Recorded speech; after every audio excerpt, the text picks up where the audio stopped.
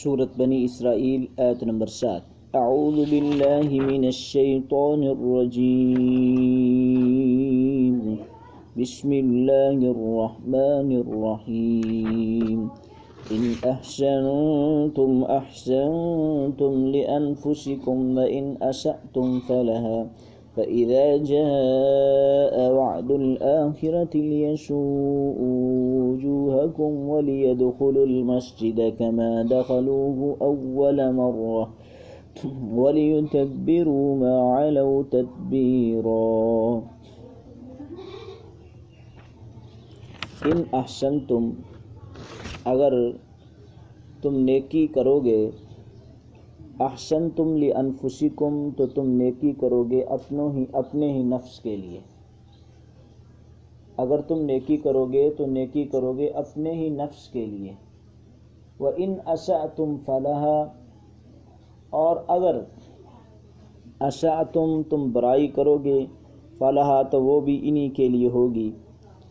فَإِذَا جَاءَ وَعْدُ الْآخِرَةِ، اور جب آ گیا وعدہ آخری، تو ہم نے مسلط کیے تم پر بندے، لیسوءوا، تاکہ وہ بگاڑ دیں، وجوہکم، تمہارے چہروں کو، ولیدخلوا المسجد، اور تاکہ وہ داخل ہو جائیں مسجد اقصی میں، کما دخلوہ، جیسا کہ وہ داخل ہوئے تھے اس میں، اول مرہ، پہلی مرتبہ، ولیتبروا، تاکہ وہ تباہ کر دیں، ما علوا تتبیرا، ما اس چیز کو کہ جس چیز پر وہ غالب آئیں، تدبیرہ مکمل، یعنی کہ تباہ کرنا۔ تو اب اس آیت میں بات یہ ہے کہ اللہ تعالیٰ نے فرمایا ان احسنتم احسنتم لانفسکم، کہ اگر تم اچھا کام کرو گے تو وہ تمہارے لیے ہے، تو اگر برا کام کرو گے تو وہ بھی تمہارے لیے ہے۔ تو آگے فرمایا فَإِذَا جَاءَ وَعْدُ الْآخِرَةِ، اور جب آ گیا وعدہ آخرت کا، جب آ گیا وعدہ آخری، تو ہم نے مسلط کیے تم پر بندے، لِيَسُوءُوا وُجُوهَكُمْ، تاکہ وہ تباہ کر دیں تمہارے چہروں، تاکہ وہ تمہارے چہروں کو تباہ و برباد کر دیں۔ تو ساء یسوء، لیسوء، ساءہ یسوءہ کا فعل مضارع ہے جو اصل میں یسونا تھا، لام کہ کے بعد ان مقدر کی وجہ سے نون گر گیا، تو یہ فعل متعدی ہے۔ اس کا معنی ہے غمگین کرنا، برا کر دینا، بگاڑ دینا، خوشی ہو یا غم، جسمانی ہو یا قلبی راحت ہو یا اذیت ہو، اس کا اثر چہرے پر نمایاں ہوتا ہے۔ تو خوشی میں چمک اٹھتا ہے چہرہ، غم سے کالا ہو جاتا ہے۔ تو اب مسئلہ یہ ہے کہ فَإِذَا جَاءَ وَعْدُ الْآخِرَةِ، اور جب آگے آخرت کا وعدہ، لِيَسُوءُوا وُجُوهَكُمْ، تاکہ وہ بگاڑ دے تمہارے چہروں کو اور داخل کر دیں تم کو مسجد اقصی۔ تو کما دخلوہ اول مرہ، کہ جس طرح انہوں نے داخل کیا تھا پہلی مرتبہ، ولیتبروا، اور تاکہ وہ تباہ کر دیں اس چیز کو کہ جس پر علو وہ غالب آئے تھے، تدبیرہ مکمل تباہ کرنا۔ تو اس دوسری دفعہ والے بندوں سے مراد کون لوگ ہیں؟ اگرچہ قرآن نے اس کی تعیین نہیں فرمائی، اس دوسری دفعہ والے بندوں سے مراد کون سے لوگ ہیں؟ قرآن مجید نے اس کی تعیین نہیں فرمائی۔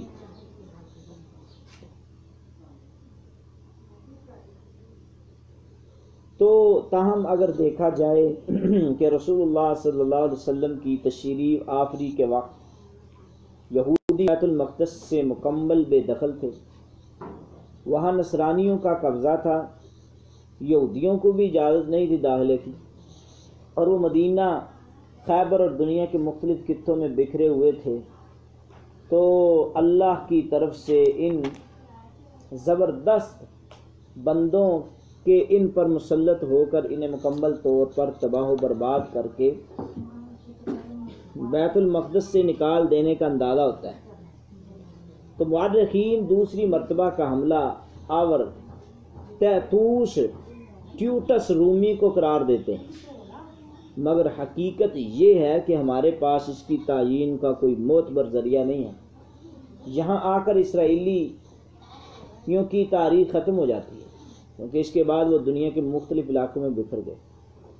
چنانچہ اس کے بعد ان ممالک کی تاریخ کے ضمن میں ہی یہود کی تاریخ کا ذکر ہے۔ اس کے بعد مسلمانوں نے بیت المقدس پر حملہ کیا تو اس وقت یہاں نصرانیوں کی حکومت تھی، تو جنہوں نے مقابلے کی تاب نہ لا کر 16 ہجری میں صلح کے ذریعے سے شہر کی چابیاں امیر المؤمنین سیدنا عمر بن خطاب کے حوالے کر دی، قدس سے نکلنے کے بعد تقریباً 2000 سال تک یہودی بیت المقدس سے بے دخل رہے، مگر جب مسلمانوں نے اللہ کے احکام سے بغاوت اختیار کی، شرک و بدعت، فرقہ پرستی، عیش و عشرت، زنا، شراب، موسیقی، کفار سے دوستی، ان کی تقلید، اپنے ہی دستور قانون بنا کر کتاب و سنت پر عمل کا ترک، دنیا کی محبت میں جہاد چھوڑ بیٹھے، تو ان کی بدعمالیوں کے نتیجے میں اللہ نے اپنے دشمن یہودیوں کو دوسرے کفار کی مدد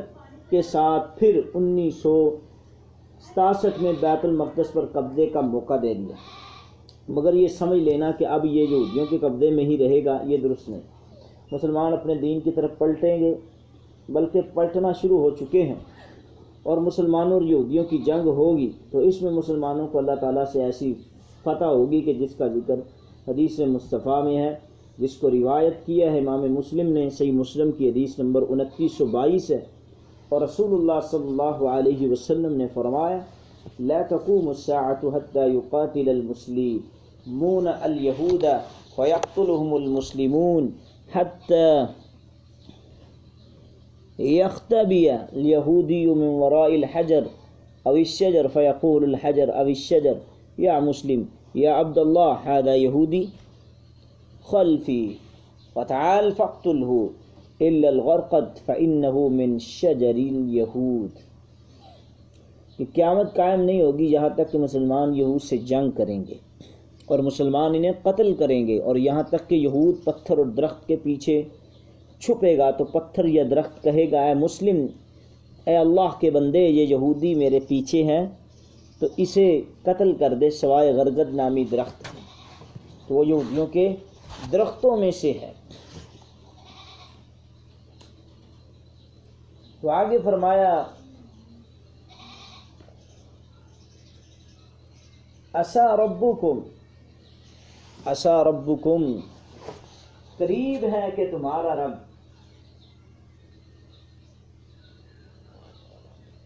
تو اس میں ایک بات کا اضافہ ہم کرنا چاہتے ہیں، وہ یہ بھی ہے کہ یہ دوسری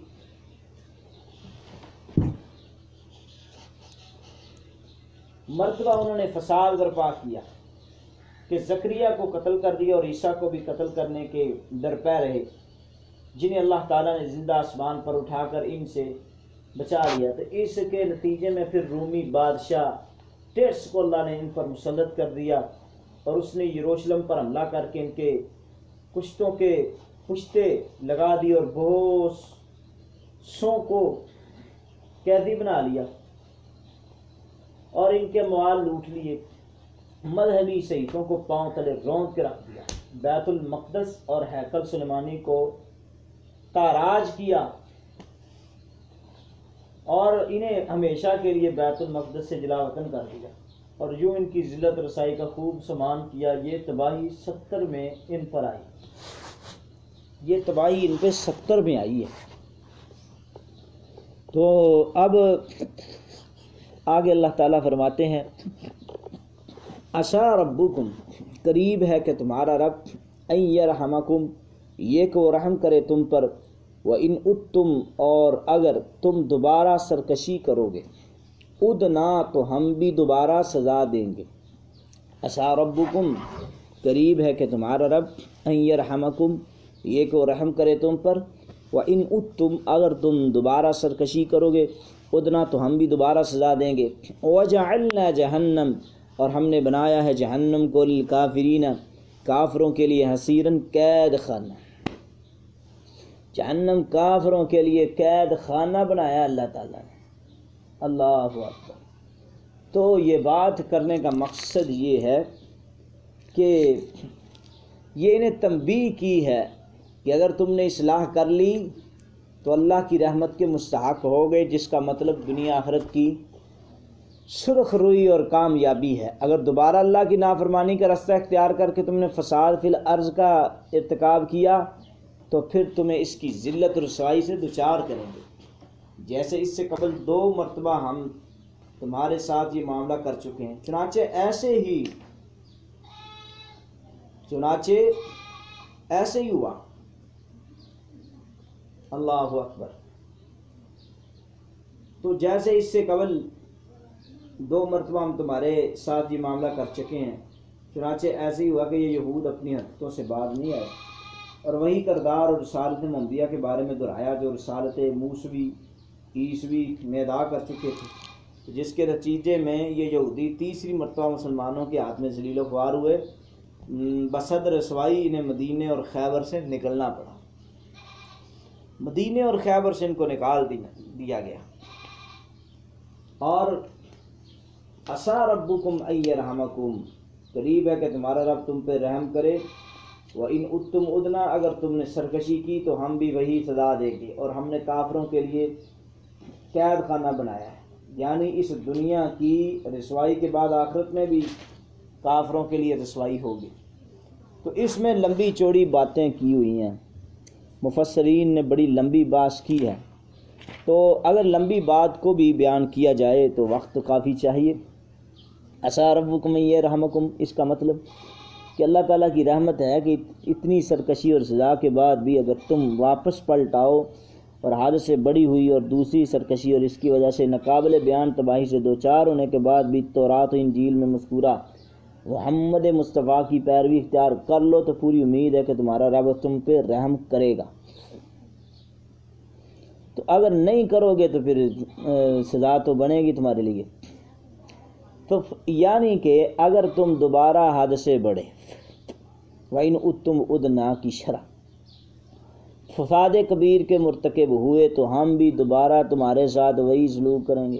چنانچہ رسول اللہ مدینہ میں تشریف لائے تو آپ نے یہود مدینہ کے ساتھ صلح کے ساتھ رہنے کا اور متحد ہونے کا، حملہ آور دشمن کا مقابلہ کرنے کا معاہدہ کیا۔ بنو قینقاع جو ہے نا نے ایک مسلم خاتون کی بے حرمتی کی، پھر معاہدہ توڑ دیا تو رسول اللہ نے ان کا محاصرہ کیا، آخر کار انہیں مدینہ سے جلا وطن کر دیا۔ تو پھر رسول اللہ ایک دفعہ کسی معاملے کے لیے بنو نذیر قبیلہ میں تشریف لے گئے تو انہوں نے آپ کو چھت سے پتھر گرا کر شہید کرنے کی سازش کی، جو آپ کے علم میں آ گئی تو آپ نے ان کا محاصرہ کر لیا، وہ مقابلہ کتاب نہ لا سکی۔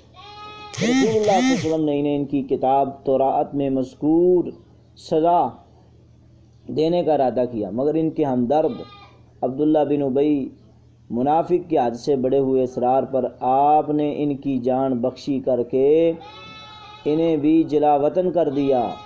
پھر تیسرے قبیلے بنو قریظہ نے خندق کے موقع پر جب 10,000 کفار کے لشکر جرار نے مدینہ جیسی چھوٹی بستی پر یلغار کر کے محاصرہ کیا تو انہوں نے عین حالت جنگ میں معاہدہ توڑ کر دشمن کا ساتھ دیا، تو حملہ آوروں سے فارغ ہو کر آپ نے بنو قریظہ کا بھی محاصرہ کیا اور وہ مقابلہ نہ کر سکے۔ تو مسلمانوں میں سے اپنے پرانے خیر خواہ اور ہمدرد سعد بن معاذ کے فیصلے پر اپنے آپ کو مسلمانوں کے حوالے کر دیا، تو اگر وہ نبی کے فیصلے پر حوالے ہوتے تو شاید آپ صلی اللہ علیہ وسلم ان سے پہلے قبیلوں کی طرف رعایت فرماتے، مگر جب انہوں نے سعد کو حکم مانا اس امید پر کہ وہ عبداللہ بن ابی منافق کی طرح ہمارے پرانے دوستی کا خیال رکھیں گے، تو سعد نے فرمایا کہ اب وقت آ گیا ہے کہ سعد کو اللہ کا حکم نافذ کرنے کے رستے میں کوئی دوستی نہ ہو۔ چنانچہ انہوں نے وہ فیصلہ کیا جو تورات میں مذکور تھا، جسے رسول اللہ نے بھی اللہ کا فیصلہ کرا دیا۔ چنانچہ ان کے تمام بالغ مرد جو 700 تھے قتل کر دیے، اور ان کی عورتوں بچوں کو لونڈی غلام بنا لیا گیا۔ تو یہ بخاری کی روایت ہے۔ وَإِنْ أُتُّمْ مُدْنَا کی ایک تفسیر تو یہ ہے۔ پھر خیبر والوں نے عبداللہ بن عمر کے ہاتھ پاؤں توڑ دیے، تو امیر المومنین نے تمام یہود و نصارہ کو پورے جزیرہ عرب سے جلا وطن کر دیا۔ پھر اللہ کے وعدے کے مطابق ان کی سرکشی، ان کی سرکوبی کرنے والا کوئی نہ فرما بردار رہا، تو ہمیشہ ان کا بندوبست ہوتا ہی رہا۔ قریب زمانے میں ہٹلر نے انہیں عبرتناک انجام سے دوچار کیا۔ اب تمام کفار، نصارہ، کمیونسٹ اور بت پرستی اور پھر یہ لوگ فلسطین میں قدس پر قبضہ کر کے اپنی ریاست اسرائیل کے نام سے بنا کر فلسطین کے مسلمانوں پر ظلم کے پہاڑ توڑ رہے ہیں، اور مسلم دشمنی کی وجہ سے تمام کفار ان کے ساتھ ہیں۔ تو اللہ تعالیٰ نے چاہا تو اس کے وعدے کے مطابق ان قریب ان سے دوبارہ وہی کچھ ہونے والا ہے جو پہلے طرح ہے۔ پھر وقت بھی آ کر رہے گا کہ جب مسلمانوں کے ساتھ جنگ میں پتھر اور درخت بھی ان کے قتل کے لیے مسلمانوں کو ان کی اطلاع دیں گے، جیسا کہ صحیح مسلم کی حدیث ہے۔ یہ اللہ تعالیٰ کا فیصلہ جسے نافذ ہونے سے کوئی روک سکتا نہیں۔ تو بنی اسرائیل یہ ساری داستان مسلمانوں کے عبرت کے لیے سنائی گئی ہے۔ اگر تم نے ایسا کیا تو تمہارے ساتھ بھی وہی کچھ ہوگا، تو ٹھکانہ آپ کا جہنم بنے گا، اور کیا ہوگا۔ تو بات کچھ سمجھ میں آئی ہے۔ ان هذا القرآن يهدي للتي هي اقوم، بے شک یہ قرآن جو ہے نا رہنمائی کرتا ہے اس راہ کی جو سب سے سیدھی راہ ہے۔ وَيُبَشِّرُ الْمُؤْمِنِينَ، اور خوشخبری دیتا ہے مومنوں کو، الَّذِينَ وہ مومن يَعْمَلُونَ الصَّالِحَاتِ جو نیک عمل کرتے، أَنَّ لَهُمْ بے شک ان کے لیے اجرًا کبیرہ بہت بڑا اجر، وَأَنَّ الَّذِينَ اور بے شک وہ لوگ لَا يُؤْمِنُونَ بِالْآخِرَةِ جو نہیں مان رکھتے آخرت پر، أَعْتَدْنَا لَهُمْ ہم نے تیار کر لیا ان کے لیے عذابًا علیما دردناک عذاب، یعنی کہ ہم نے ان کے لیے دردناک عذاب کو تیار کیا ہے۔ تو بات اس آیت میں یہ ہوا ہے کہ یہ قرآن لوگوں کی ہدایت کے لیے ہے، اور سب سے زیادہ ہدایت اسی میں ہے۔ اور بے شک وہ لوگ جو آخرت پر قرآن پر ایمان نہیں لاتے تو ان کا ٹھکانہ پھر بنے گا جہنم۔